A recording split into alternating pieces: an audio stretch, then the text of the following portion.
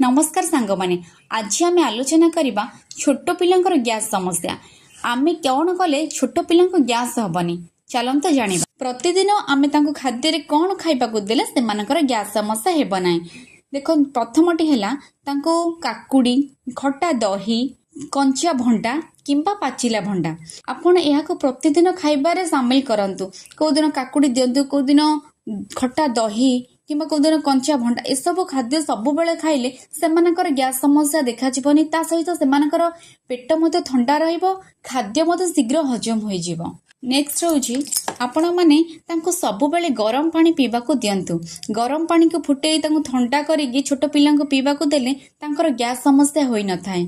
आपण एटा भी मने रखंतु छोट पिलांको राति रे खाइबा देबा परे तुरंत सुवाइबे नाही। खाइबा देबार गोटे घंटा परे सुवाइबा उचित। जदि आपण करि परिबे सेमानको खाइबा देबा परे किछि समय चलांतु ता परे तांको सोइबा को दियंतु।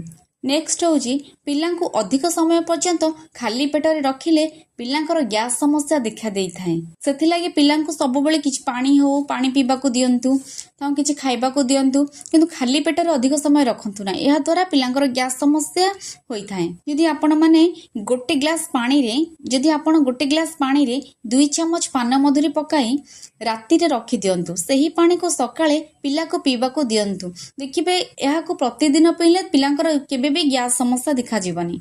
जदि वीडियोटी भल लगी चैनल को लाइक करिवे शेयर करिवे एमिति वीडियो देखिया पे चैनल को सब्सक्राइब करिवे।